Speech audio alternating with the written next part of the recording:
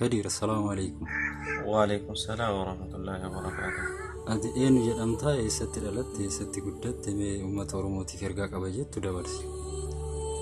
أني كدير جدما كجواناتي أرسل تانا دبات تدلده أجمع تقدرده أشرا ششون لامو خرابي على تره بيالا هيرجع ديمه تره غراو غافر كستره وغافر بودا وسما كسيتي أكنا متوكو دلغتاتي تورتي ندوكوبه تره دوكوبا كالي تينغا ميجادا وسو دلغتا جرو سودراويا تره أشرا تكا ندوكوبه خرابي هيا غده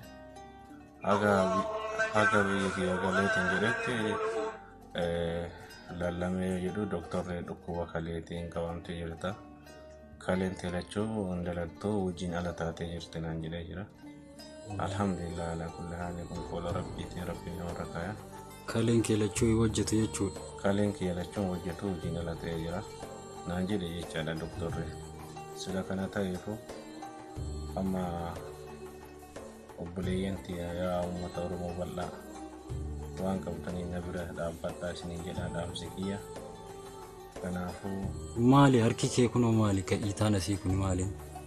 Harki jechuun akkuma agartan kana kalee asirraan dhiqadha jechaadha. Damsiriin kalee tokko asirraan deema. Maashinaan na keessa jira as keessa jechaadha.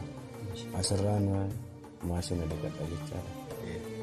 Yaa oboleyyanti yaa simmalee nama biraan qabu rabbii gadiitti na bira dhaabbadhaa waan qabdaniin isiniin jedha. Kanaafuu ammaan tanatti yoo danda'eetiin jedhe kara biyya Hindii deemee jijjiirachuu barbaada. Maallaqa gara miliyoona tokko ashanii na gaafatanii. Jijjiirraa nama sii kennu argatteeti? Obboleettiin tiyya amma sii kennanaan jettee jirti. Agasiin sii kennanaan jetteetti garuu maallaqa argachuu hin dandeenye maallaqa fixee ture. Waggaa kana guutuu baasii baasaa waan tureef mallan inni harkaa dhume jira waan ittiin jijjiirachuu dhabee